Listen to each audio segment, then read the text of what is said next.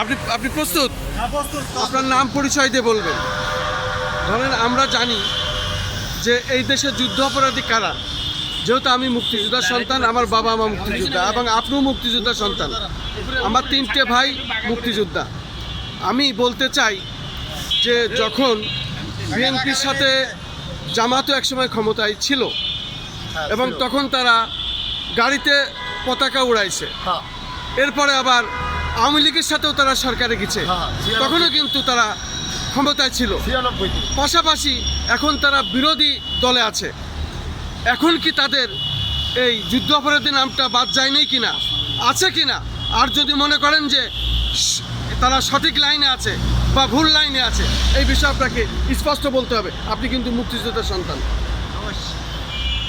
এখন আমি আপনাকে একটা কথা ছোট করে বলি, আমি মুক্তিযুদ্ধের সন্তান। আমি ভয় পাই কারে? সে রব্বুল আলামিন।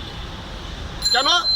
আমার বাবা একটা কথা আমাকে শিখাই গেছে যে সত্য কথা বলতে কোনোদিন ভয় পাবা না, সত্যর জায়গায় সত্য বলবা, ন্যায়ের জায়গায় ন্যায় বলবা, যারা অপরাধ করছে সে অপরাধের কথা প্রকাশ করবা।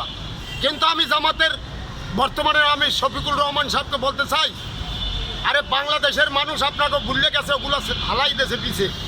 আপনারা ওই পুরানো ইতিহাস টাইনেন না, পুরানো ইতিহাস টাইনেন না। হাত জোর করে বলছি, অনুরোধ চাই আপনাদের কাছে, আপনারা 1971 সালে যা করেছেন না করেছেন আমরা সবাই ক্ষমা করে দিছি, কিন্তু এখন বাংলাদেশে কিভাবে রাষ্ট্র চলবে ওই ইতিহাস বাদ দেন, ওই পাক বাহিনীর ইতিহাস বাদ দেন, ওই খানাদার বাহিনীর ইতিহাস বাদ দেন।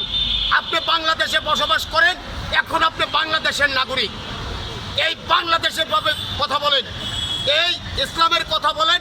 আমরা ইসলামকে শ্রদ্ধা করি, কোরআন না থাকলে এই দেশই থাকতো না। তবে একটা কথা বলি আপনাকে, আপনারা দুই একটা কথা বলেন, আসলে খুব খারাপ লাগে। কেন খারাপ লাগে জানেন? আপনার একজন এমপি সংসদে যে কথাটা বলল যে আমি মুক্তিযুদ্ধের সন্তান, আমার বাবা মুক্তিযুদ্ধ আসলো, কিন্তু এখন তো দেখতে পাইলাম সে বলে মারা গেছে, কিন্তু এখন দিয়ে বাঁচতে আছে। তাহলে আপনার ওই এমপি বাবা কেউ মুক্তিযুদ্ধ আনলে? এই তথ্যটা আমি ডাক্তার শফিকুর রহমানকে জানতে চাই। আরে আপনারা যদি মনে করেন যে আপনারাও দেশে রাষ্ট্রনায়ক হবেন, আপনারা ওই দেশকে একদিন পরিচালনা করবেন, কিন্তু সেই চিন্তা ভাবনা যদি থাকে আপনাদের ভিতরে, আমি এই প্রশ্নের জবাবটা ডাক্তার শফিকুর রহমান সাহেবকে দিতে হবে।